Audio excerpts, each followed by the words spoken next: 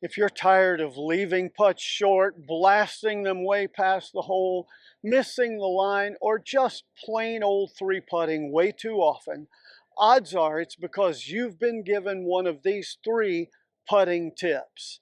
And the problem is these tips sound really good. They sound like good advice, but they consistently make you a worse putter. In this video, I'm going to break down what I believe are some of the three worst putting tips that actually sound good but hurt your game, and show you exactly what to do instead. Let's jump into it. When I first started playing golf and learning the game, I would get these three pieces of bad advice all the time. And I want to help you avoid those. The first one is, on the putting green, always accelerate through the ball. Now, I get why people give that advice, because a lot of folks have a putting stroke that looks like this. It's back, and then they're decelerating at impact. They're like this. And that's a problem. You leave putts short, you don't get them there. But the advice to accelerate through the ball makes you make a stroke like that, and that's a problem too. You see, when you accelerate through the ball at impact, three bad things happen. One is your speed and distance control is inconsistent. And the second and third things is, they've proven this with scientific research and slow motion video. Second thing is, you cause the ball to bounce or launch or hop or skid when you're accelerating the putter head at impact. And that causes the ball to go offline and not to roll smoothly. That makes your speed and distance inconsistent. And the third thing is what they've done most of the scientific research on, and it proves that the ball does not roll end over end on its axis. It wobbles as it rolls. And when a ball is wobbling, it hits those imperfections on the green, and it bounces or skips or turns right or left, and you miss more putts. So bad things happen when you accelerate through the ball. Well, if you don't want to decelerate at impact and you don't want to be accelerating at impact, what do you do? And the answer to that is, you make a smooth, consistent stroke, controlling the speed and distance of the putt with your tempo. In other words, you have a rhythm. Stroke, contact. Take away, contact. Take away, contact. Now that rhythm can be very fast, 1, 2, 1, 2, 1, 2, 1, 2, or it can be slower, 1, 2, 1, 2. But you have a consistent rhythm for that, and then you control the speed and distance by how far you move the putter back and through. For example, and a great way to practice this and get it in your mind, and also to get you set for the speed of any course that you play any day, even if the green conditions and the green speed is changing, is simply to go out and do this. I call it the toe-to-toe. Go out on the practice green, take 2 or 3 balls or however many, and set up in your normal position, and then take the putter back toe, through toe, and see how far. Roll 4 or 5 balls. See how far they roll.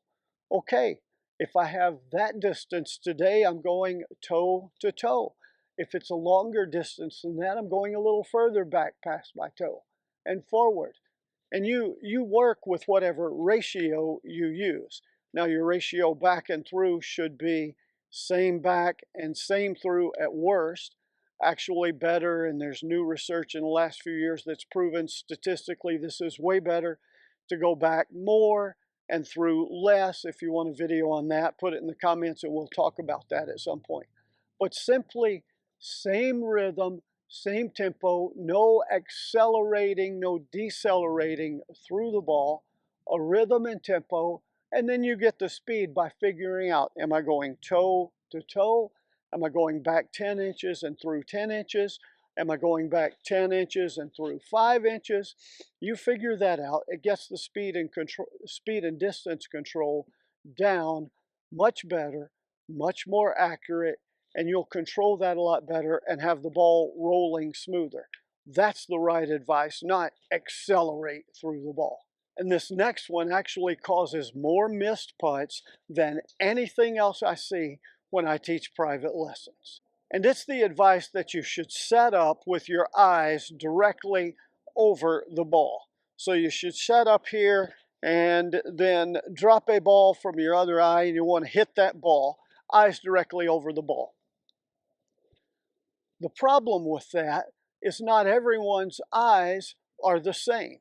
For instance, for me personally, when I set up here with my eyes directly over the ball, in my posture and the way that my body is built and my putter is fitted for me, my arms are way too much inside and restricted, and my eyes are out here over the ball. My shoulders, check out my shoulders. They're that far in front of my toes. That's a bad putting posture. It's really hard to make a smooth stroke and keep the putter face square if you're set up like that.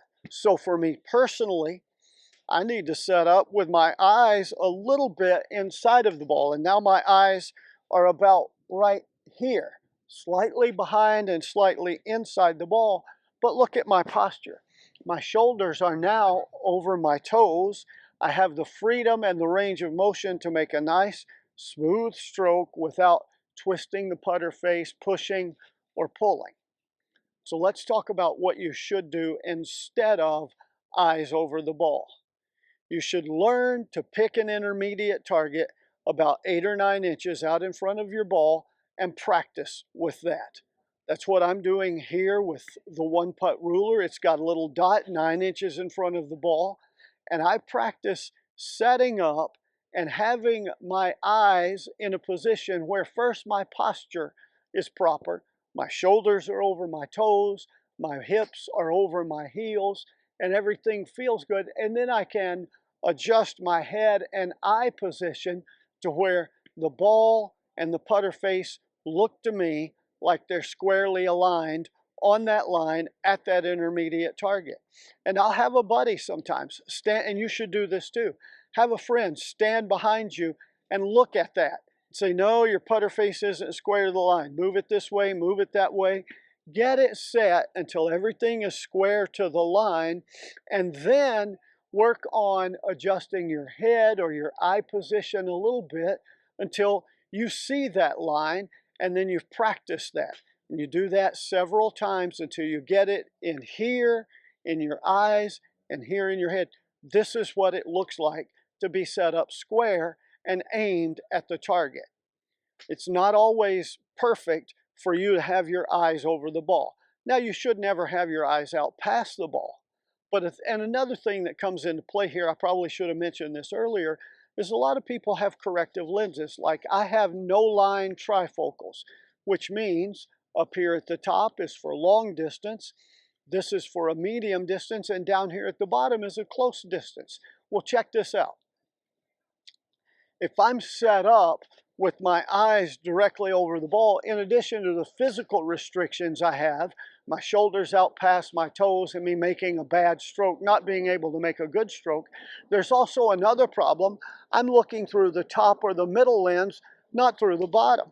And so if I need my eyes over the ball, if that's the good fit for you and you're wearing corrective lenses, then what I would have to do is pull my chin up so I'm looking at the ball through this bottom lens, through the lower portion of my trifocals. So again, there's no magic formula that says you have your eyes over the ball. The only rule is don't have your eyes out past the ball. Generally speaking, over to slightly inside, slightly behind the ball is where you want your eyes. But the most important thing of that is you adjust and get your setup position where when your eyes are in position at the ball and you're in your setup position, you can see the target line and know that you've got the putter face, at least at setup, pointed on that target line.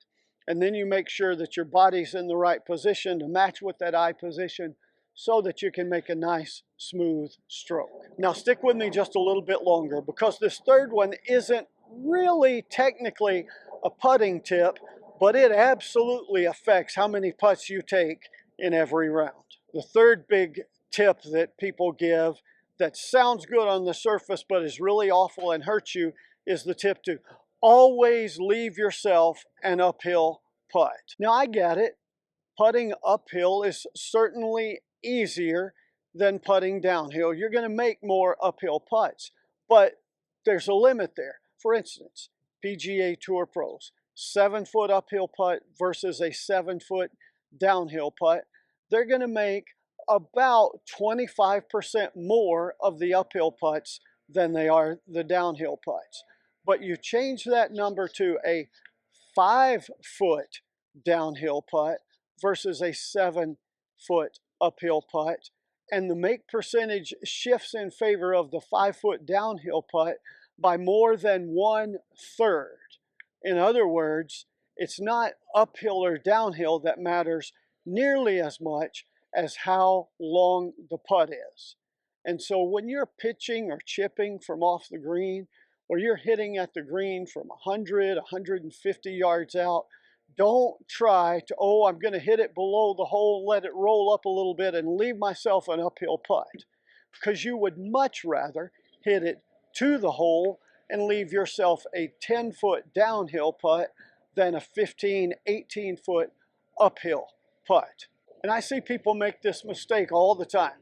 They're 150 yards from the pin, and the pin's in the middle to the back of the green, and so they, oh, I'm just going to hit it on the front of the green, 130 to 135, and let it roll up. And everybody has a cone of misses, and that cone of misses is right and left and short. The cone of misses never includes long, and so what happens is you hit this ball instead of the normal 135 that you're thinking, you carry it 125 or 130, and your cone of misses, you miss it out to the right, and now you're shorting in a bunker. Don't do that to yourself.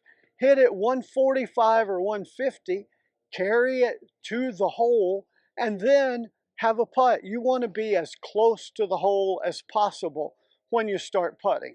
I almost never see amateurs actually hit a chip past the hole unless they blade it or scull it. Now think about that. If I don't chip it at least to the hole, it never had a chance to go in. And if I leave it short consistently, I'm going to have longer putts, which means I make more 2-putts instead of getting up and down and saving par on those chips when I miss the green. So try this approach the next round that you play. Instead of pitching or chipping it onto the surface and letting it run up to the hole, pitch it or chip it closer to the hole and let it roll out where it does. I'll bet you'll find that you'll end that round with fewer than normal putts, even if some of them are downhill. So bottom line, yeah, I prefer uphill putts to downhill putts, but I prefer short putts to everything. And now that the guy with the blower is walking up on us, let's wrap this thing up. Getting rid of these myths that sound good on the surface but actually hurt your game. If you drop these myths, you'll improve your putting game and hold more putts, which means you'll have fewer putts in the round. And if you like that kind of thing, you ought to try this. You ought to check out my online course, How to Putt the Right Way. Other items that I'm putting in the video, links there for you. Give this video a like, subscribe, comments below, share it with your friends. Check out this video on the screen now. And until next time, here's to you making more putts.